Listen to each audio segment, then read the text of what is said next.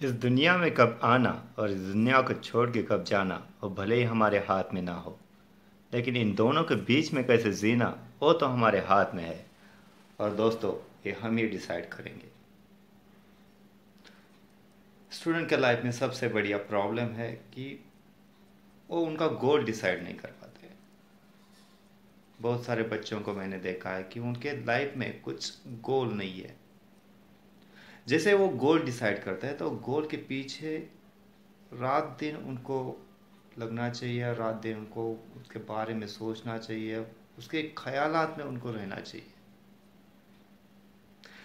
लेकिन बच्चों के साथ बहुत सारे डिस्ट्रैक्शंस आ रहे हैं। डिस्ट्रैक्शंस के साथ वो इतने बुरी तरह से फंस रहे हैं कि उससे बाहर निकलना उनके लिए बहुत सारे प्रॉब्लम्स है। उसमें से सबसे ज़्यादा दिक्कत है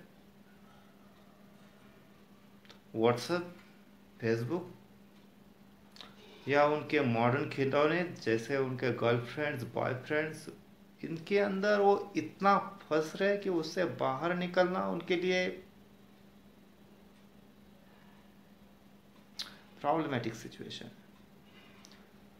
जस्ट थिंक ऑन इट कि आप अगर व्हाट्सएप या फेसबुक के ऊपर हो, दिन में आप 10 मिनट 15 मिनट व्हाट्सएप फेसबुक के ऊपर जाते हो।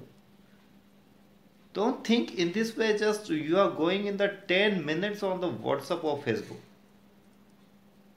Every day you are going for the 10 minutes, means whole this year you are wasting your more than 10 hours, 15 hours. दोस्तों, इसके पहले जैसे हम उठते थे तो पहले माँ बाप का दर्शन लेना या भगवान का दर्शन लेना ये हमारे लिए एक आम बात थी। लेकिन आज जैसे दिन की शुरुआत होती है, पहले बच्चों को फेसबुक देखना पड़ता है, व्हाट्सएप देखना पड़ता है। सच में क्या किसी को अगर आपने गुड मॉर्निंग कहा तो गुड विशेष अगर भेज दिए तो क्या उसका दिन सच में गुड हो सकता है?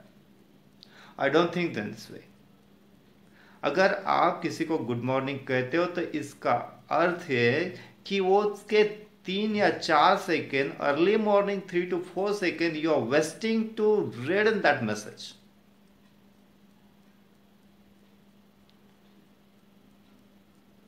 अब्दुल कलाम,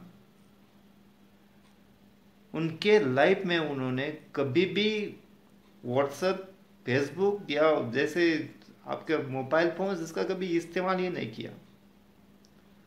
वो कभी टीवी प्रोग्राम्स भी नहीं देखते थे। जैसे ये अब्दुल कलाम का डेथ हो गया उस दिन सभी लोग फॉरवर्ड पे फॉरवर्ड, फॉरवर्ड पे फॉरवर्ड देते रहते अब्दुल कलाम के बारे में। क्या इन लोगों को सच में उनके बारे में इतना पता है?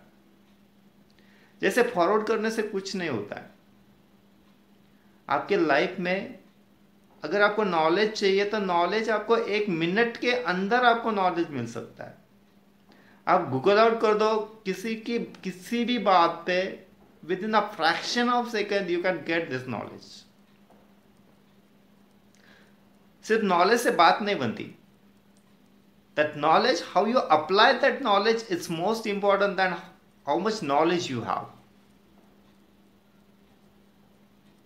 दोस्तों, is really it's important for you that think on this issue. आज आपके पास बहुत सारा नॉलेज है। सारे विश्व के अंदर जितना कुछ नॉलेज है वो सभी आपके अंदर भरा पड़ा है। लेकिन उसको अब इस्तेमाल करने की ज़रूरत है। उसको बाहर आने दो, आपके नॉलेज को एक्सप्लोर होने दो।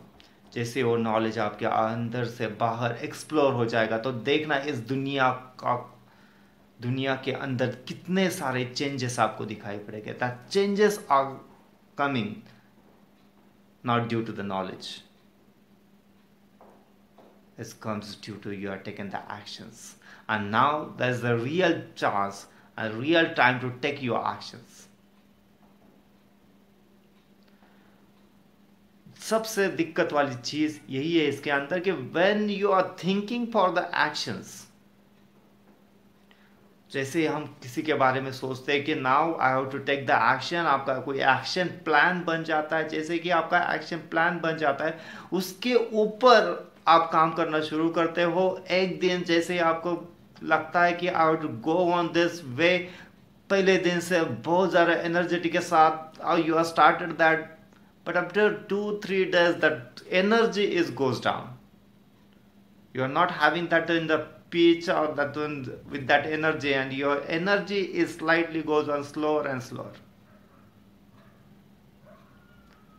बच्चों, इसके लिए इसके पीछे एक रियल मोटिवेशन होना बहुत ज़्यादा ज़रूरी है। अगर इसके पीछे आपको कुछ ना कुछ मोटिवेशन मिल जाए तो समझो कि बात बन जाएगी। सर एक एग्जांपल देता हूँ आपको। जैसे कि आपको किसी ने कहा कि रास्ते से आपको दौड़ना है, तो आप कितने तेज से दौड़ सकते हैं कि 10 hours पर किलोमीटर, 20 hours पर किलोमीटर? नहीं। अगर उसके पीछे कोई मोटिवेशन नहीं है तो I don't think you are running with the 10 hours पर किलोमीटर। समझो कि एक पागल कुत्ता आपके पीछे लगा है। अब देखना कि आपकी स्पीड क्या है। की स्पीड रॉकेट से भी ज़्यादा हो सकती है। उसके पीछे का रीज़न ये है कि अगर वो कुत्ता काट जाए तो that's create the problems. The same thing is happens with you when you are thinking for the study. Only you are thinking, yes, I want to do the study, you have started study also, but तो progress नहीं हो पाता, उस हिसाब से आप चल नहीं पाते, कंसिस्टेंसी आपके अंदर नहीं है। इसका कारण है कि रियल मोटिवेशन नहीं है आपके पीछे। सो इसके पीछे का मोटिवेशन ढूंढो कि मुझे क्यों पढ़ाई करना है। दिन में 10 घंटे, 12 घंटे, 18 घंटे, 20 घंटे हमें क्यों लगातार उसी हिसाब से, उसी मोटिवेशन से, उसी एंगल से उसके पीछे दौड़ना है, आपको स्टडी करना है। इसके पीछे का रियल मोटिवेशन ढूंढो।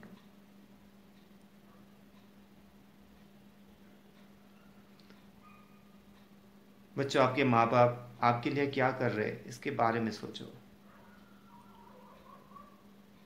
सच में उन्होंने आपके लिए कितना कुछ किया है। उनके पैसे आप किस वास्ते बर्बाद कर रहे हो, इसके ऊपर भी थोड़ा सा ध्यान दे दो। What you think about them? उन्होंने आपको इतना बड़ा किया। अगर एक बार जैसे आप आपके पढ़ाई के लिए बैठे, एक बार उनका चेहरा आकर आपकी आंखों के सामने आ जाए तो I bet on it you get the real motivation to do the study. जिस समाज ने, जिस भारत माता ने हमारे लिए इतना कुछ किया, जहाँ पे हम इतने आज़ादी से घूम सकते हैं,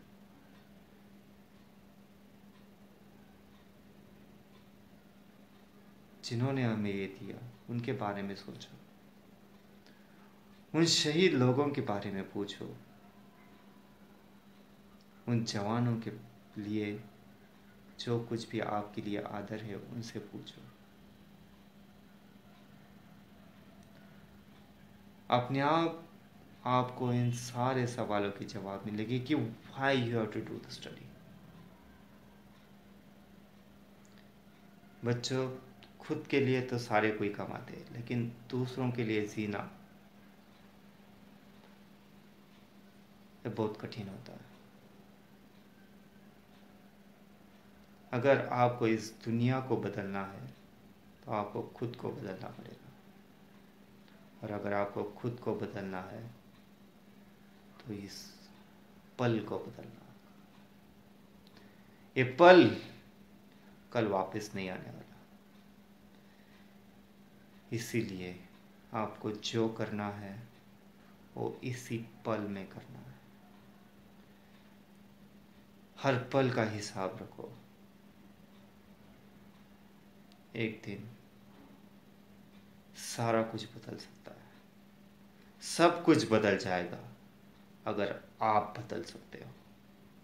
सो that's the real time to take action now. दोस्तों, हम फिर मिलेंगे ऐसे ही किसी नए वीडियो के साथ। तब तक के लिए have a nice time and enjoy your life.